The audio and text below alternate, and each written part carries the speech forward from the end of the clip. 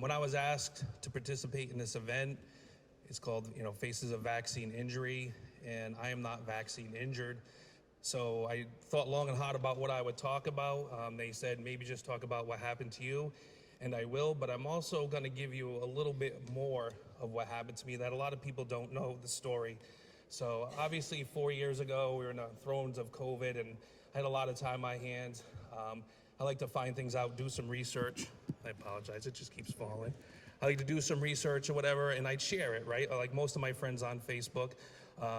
Obviously, I think a lot of people were there. Some would take offense to it. You're trying to kill people and kill kids. And I'm like, no, I'm just trying to get information out. Always trying to be respectful. And I think a lot of my friends knew that's all I was trying to do. And they would fight for me, right? They would say, listen, Justin is, just putting information out there that you might not see to make a more informed decision. About 4 years ago, a little bit more than 4 years ago, after the vaccine came out,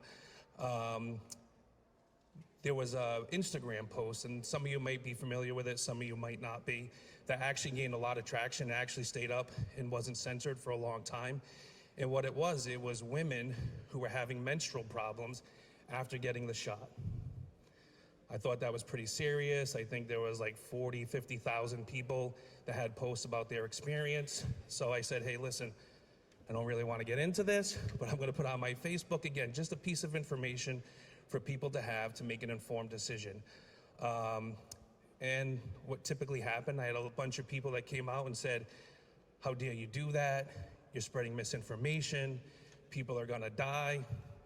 And at the same time, in my Messenger and Facebook, I had 8 of my friends who reached out to me because either their daughter, themselves, or their grandmother, who was obviously through menopause, has started bleeding again.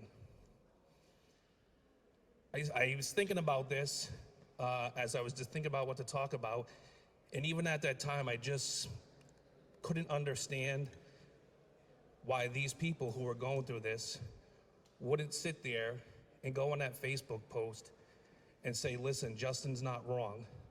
I am going through this. We had mutual friends that knew both of us that wouldn't stand up and say, I am suffering from this. My daughter is suffering from this. My grandmother is suffering from this. We're not saying get rid of these shots. What we're saying is there's something going on, and maybe can we make an informed decision or look at this? Now, fast forward a couple months later, I got a lot of shots in the military. A lot of people like to call people like me anti-vax. I'm not anti-vax. I have more vaccines than probably most people in this building. 29 years in the military will do that to you. I got a little more time. I got John Gatsky's time. I'm on a time clock. And I knew I wasn't going to get this. I was kind of wanted to finish my 33 years. I did 29 years. And I said, I'm not getting the shot, and they forced me to retire. A month later, my wife was put on unpaid leave, and a couple months later was fired. One of only 3 teachers fired in all of Rhode Island for not getting the shot. For 2 months, we sat there, didn't know what to do. One of our oldest child was going to start college. Do we sell the house? Do we move? I sat there and thought a lot about it. I said, listen, I dedicated 29 years of my life fighting for this country, for people to make their own decisions, to have their voices be heard, to not be censored, to make medical decisions that are right for them. And to me, I didn't know really what else I could do. I felt like we were losing ourselves as a nation, and I didn't know if this was the same country I was defending. So a buddy of mine that also got fired from the military reached out to me and said, hey, will you run for office?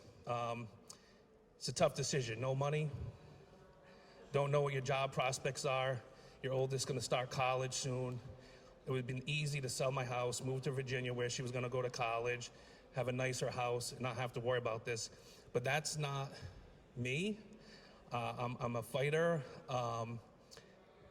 And I want to convey something else to everyone here that's going to talk today, because here's one of the things, like, yeah, you can say Justin's a success story. 4 years later, he's a state rep speaking in front of you.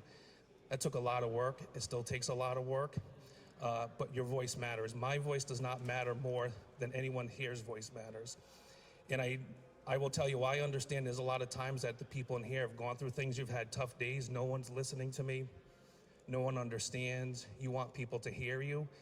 So thank you for coming here to let people hear you, because what I hope happens is I hope more people start realizing that there's other people out there that are suffering just like you.